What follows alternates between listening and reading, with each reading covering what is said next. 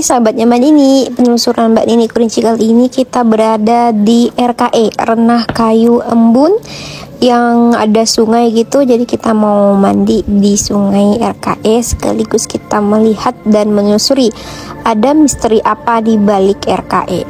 Jadi RKE ini merupakan pusat perkebunan dan wisata alam di Kota Sungai Penuh Provinsi Jambi. Nah, wisatawan lokal maupun asing itu tidak hanya sekedar menikmati sejuknya pepohonan kulit kayu manis dan juga perkebunan yang terhampar luas, tapi juga wisatawan bisa menikmati hasil perkebunan seperti objek wisata aura Taman Bunga RKE. Nah, kemudian juga ada Sungai RKE, gitu kan, bisa mandi di sini dengan air yang jernih, bersih dan seger banget, adem. Nah, bagi kalian yang orang luar Provinsi Jambi, kalian bisa main ke sini menjadi salah satu tempat terpilih di Kerinci ya, di Kerinci maupun Kota Sungai Penuh.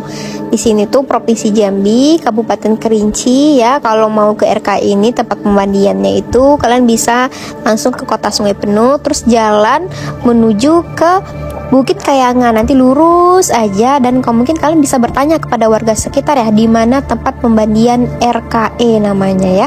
Itu kalian wajib banget kalau misalnya kalian main ke Kerinci ataupun ke Kota Sungai Penuh. Dan banyak juga destinasi wisata lain yang ada di Kerinci seperti Danau Kaco, Gunung Tujuh, Danau Duo, Danau Nyalo, Danau Kerinci, air terjun dan banyak lagi. Ini airnya sejuk banget, adem dan aman juga untuk jadi pemandian. Nah, awal mula Mbak datang ya, seperti biasa Mbak biasanya ucapin salam, assalamualaikum, dengan mengutarakan niat dan tujuan kita kembali ke sini gitu ya. Di samping kita ingin menikmati air yang jernih gitu ya, tapi juga kita menelusuri misteri yang dibalik di RKI ini. Pas awal mula Mbak datang sih Mbak banyak melihat entitas-entitas astral yang ada di sekitaran hutan. Tapi kan itu memang sudah biasa. Itu sosok negatif ya di sekitaran hutan. Ada yang perempuan, ada yang anak kecil dengan kaki dan tangan yang panjang banget gitu kan, dan lain sebagai entitasnya gitu. Nah, itu kita tidak usah tonjolkan karena juga berdasarkan request dari pemilik tempat ini tuh kita jangan menonjolkan entitas-entitas yang bukan berasal dari tempat sungainya asli. Itu kan entitas-entitas yang negatif itu kan entitas yang ada di sekitaran hutan kan, itu memang sudah umum kita temui gitu ya, seperti kuntilanak, pocong, genderuwo, itu memang sudah hal biasa gitu. Nah, untuk yang di RKI di sekitaran sini, area sungai sini, Mbak Nini ada melihat entitas harimau inyek besar, loren orange yang matang banget, warnanya itu besar ya, gagah. Sama ada satu entitas yaitu seorang laki-laki dengan gagah perkasa pakai baju warna kuning emas, kemudian pakai mahkota gitu, mahkotanya bermotifkan tulisan kaligrafi dari Allah gitu. Nah, itu tuh beliau sering mondar-mandir area hutan sini. Jadi bukan hanya sekedar hadir di sungai ini, enggak ya. Beliau itu memang ibaratnya petualang lah kalau bahasa kita ya, petualang yang sering mondar-mandir area hutan. Dan juga menurut informasi dari entitas ini yang Mbak temui di sini, beliau bilang kalau di sekitaran hutan itu ada sebuah gua. Nah, gua ini yang menjadi tempat beliau singgah setelah beliau jalan-jalan menyusuri area sungai dan area hutan, kemudian balik lagi ke gua untuk bersemedi dan bertapa dengan harimaunya. Jadi beliau selalu kemana-mana tuh bawa harimau. Ini Mbak Nini sudah gambar, nanti kalian akan lihatkan gambarnya sesuai dengan dimana posisi beliau sering mampir kalau di area sungai sini. Kalian boleh banget mandi di sini, dan juga nggak dalam banget sih kalau mungkin lagi musim kemarau ya. Kalau misalnya lagi musim kemarau airnya nggak terlalu tinggi ya. Kalau misalnya lagi musim hujan mungkin ya airnya sedikit deras dan tinggi. Dan juga di sini peringatan bagi kalau misalnya gerimis atau hujan, kalian jangan dulu mandi ya, takutnya tuh ada debit air yang tiba-tiba meningkat. Terus pas awal Mbak datang, boleh sih silakan kalau kalian mau mandi ya, cuman lagi-lagi balik kita tuh jangan takabur gitu ya, jangan songgong, jadi jangan congkak jadi manusia gitu ya, karena kan kita memang bersebelahan dengan entitas-entitas mereka yang tidak terlihat gitu ya.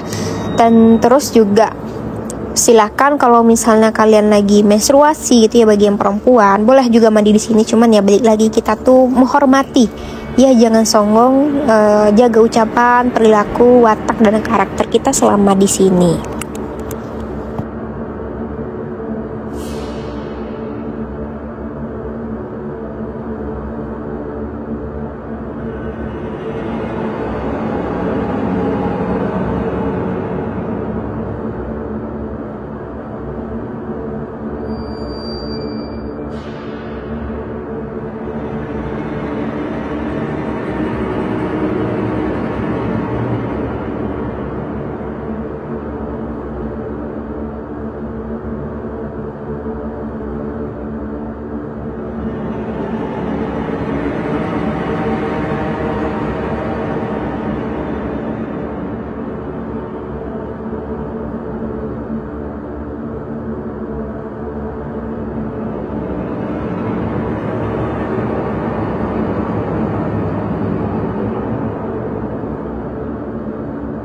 Nah, ini Mbak Nini melihat ada entitas yang Mbak Nini sebutkan tadi, yaitu ada seorang laki-laki ya gagah perkasa dengan menaiki inyek atau harimau gitu ya, tepat di depan Mbak Nini. Jadi Mbak Nini memutuskan untuk nyamperin entitas ini dengan maksud ya untuk mengucapkan salam.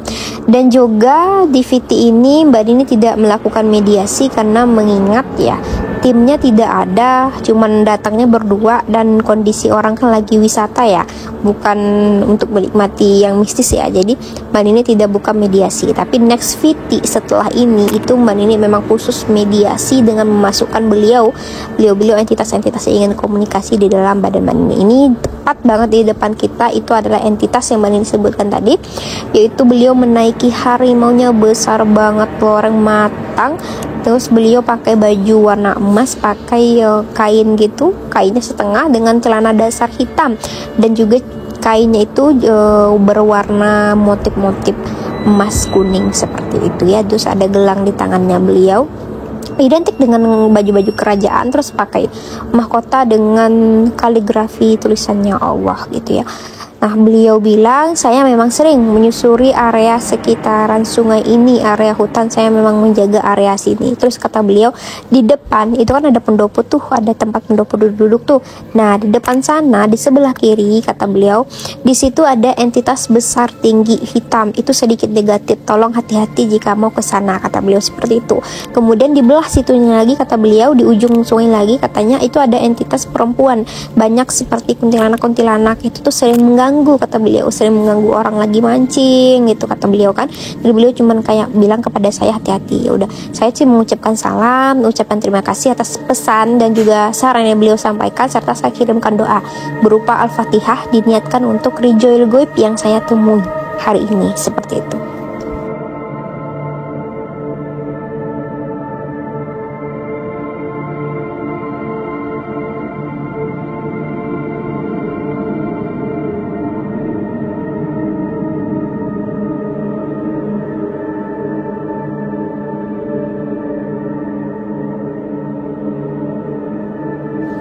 Kalau dibilang beliau ini dari mana, ya khususnya beliau ini dari kerajaan goib yang ada di Gunung Kerinci. Tapi beliau itu pengembara ya, bahasa Indonesianya itu sering keliaran, sering memantau situasi dan kondisi. Tapi memantaunya itu dalam arti kata memantau hal yang goib seperti. Nah, di sini tuh dia yang ada bambu itu yang dibilang tadi, hati-hati di sana karena ada sosok tinggi besar hitam.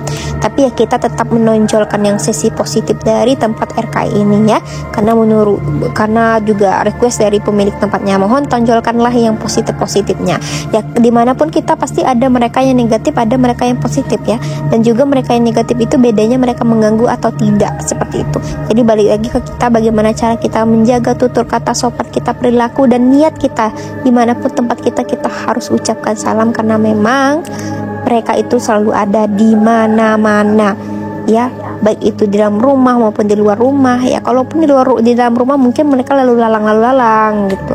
Terus ada yang bilang, apakah di masjid ada, Mbak? Ada, di masjid pun ada. Yaitu adalah terkhusus untuk jin-jin muslim yang kalau ke masjid ya tasbih, sholat dan sebagainya. Terima kasih, jangan lupa mampir ke sini, main-main ke sini ya. Kalau bagi kalian yang bukan orang Jambi atau Kerinci, kalian bisa DM Mbak biar Mbak yang ajak kalian ke sini. Oke? Silakan menikmati keindahan alamnya.